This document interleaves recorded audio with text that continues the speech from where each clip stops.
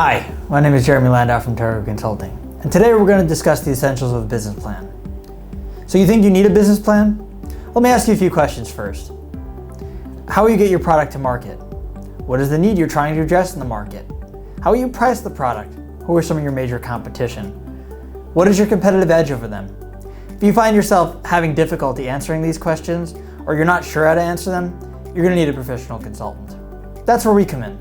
We give you a well-researched and well-implemented strategy that helps you bring your product into your market of choice. And it all begins with research.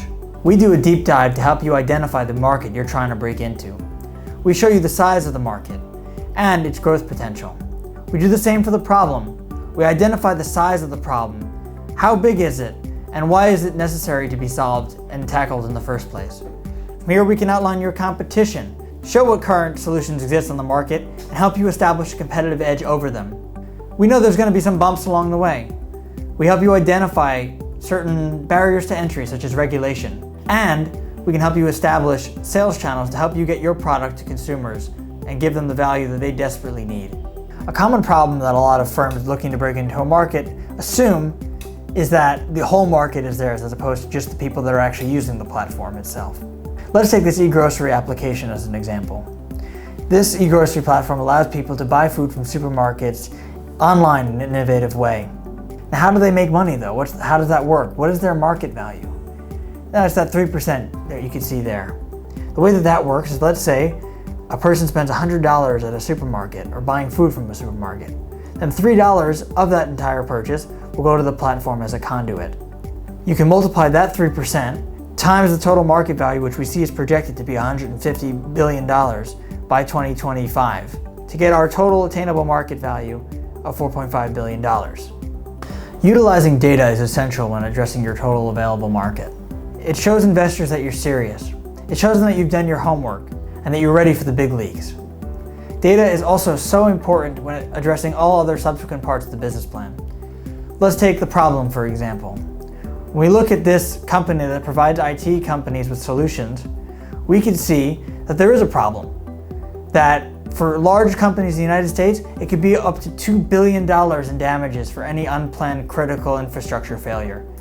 And hourly speaking, for any unchecked issues, could be upwards of $100,000. Other data that is incredibly important for investors to see is your value chain. Basically, how much money are you going to make in the process of getting your product to consumers? We can see here by this automatic toothbrush that essentially works to eliminate human error when brushing your teeth and removing the greatest amount of plaque for the most effective results, that there are 3 different sales channels that they could use, whether that's through e-commerce, through retailers, and other middlemen such as dentists is another sales channel. We can see that there's a markup for each segment that the product goes through, and that will affect the amount of revenue that the company will pull in. Outlining your competition is an essential part of the business plan and a big part of the research that we do for you here at Targo. An investor really would want to see competition. They want to see what other alternatives exist in the market, and even if there's a better product. Competition is also incredibly important to understand how to benchmark the pricing of your product and some of your marketing strategy. A seasoned investor will be really skeptical if you tell them there is no competition operating in your space of the market. Let's take an example here of this platform that connects influencers to brands. Influencers are those people that post to social media and have tons of followers and get money based on the amount of likes they get on posts. For example, an influencer like Bar Raffaelli can make up to 60,000 checkout per like for a product that she's advertising.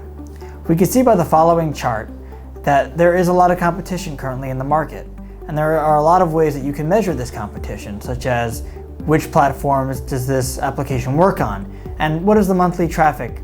We can see that FameBit is the most successful of the competition, and that should be no secret as it was picked up by Google not so long ago.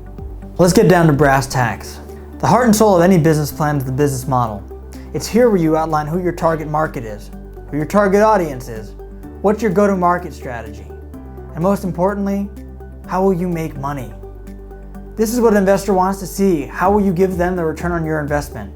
You can outline your revenue streams here, your pricing, your marketing strategies, and how much a user is valuable to you and at what cost. When outlining the business model section of your business plan, especially for business to consumer products, it is incredibly important to outline how much value a user brings to a company and at what cost. Remember that e-grocery application we discussed earlier? You know, the one that allows you to purchase foods in supermarkets online in an innovative way?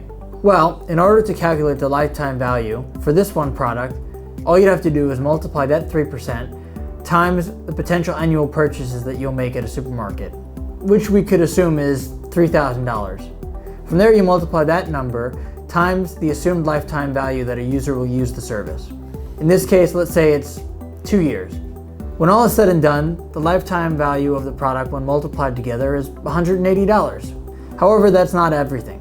To find the net lifetime value of a product, you need to subtract out the user acquisition cost. What is the user acquisition cost? This basically is the cost that the company incurs in bringing in users to their service, through marketing or other means. We'll assume in this case that it's $40. Therefore, to find the net lifetime value, all you'd have to do is take this $40 from the $180 lifetime value to get a total net lifetime value of $140. Another essential part of the business model is talking about how you're going to get to the market. How will you engage your consumers to then begin to price the product and explain your marketing strategies. Remember that automatic toothbrush that we mentioned before? Well, we can see here that 3 of its competitors have utilized crowdfunding sites in order to raise capital. These crowdfunding sites, such as Kickstarter and Indiegogo, allow these products to raise money without incurring any manufacturing costs. All you would need to do is develop a prototype and then make a video that demonstrates how the product works. Investors will see it and the money will come pouring in. Another essential part of your business plan will be the financials. This will tell investors a story of how you'll be successful, how you'll generate your revenues, how you'll manage your costs, and how your personnel will grow year over year.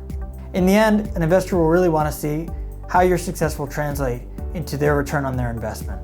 The financial section is split into 2 categories, budget items and cash flow items. Now let's take a deeper look into see how these are broken down. Let's start by outlining some cash flow items. We can see on the financials here for the e-grocery platform that it outlines the revenues and operating activities such as marketing and sales, research and development, and general administrative expenses. We also see there's a section for CapEx that all are factored into your net cash flow. An investor wants to see at the end of the day that you'll have a positive net cash flow, and we can see that this platform reaches that goal by year 4. Another key aspect of the financials that you need to show investors is what your revenue streams are, whether that's through direct sales, indirect sales, or licensing your technology to third-party producers. Each part will go into the total revenue that you will need to show investors to prove to be successful. An important cost to make investors aware of are your personnel costs. Here you will outline each department and how many people will be in each department, based on the salary that they'll have.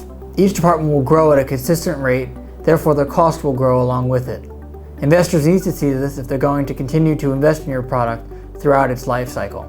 Once you've done all that, congratulations, you've got yourself a business plan, and we're here for you every step of the way. Here at Targo, we help entrepreneurs and startups reach their full potential, and we'd be glad to help you reach yours.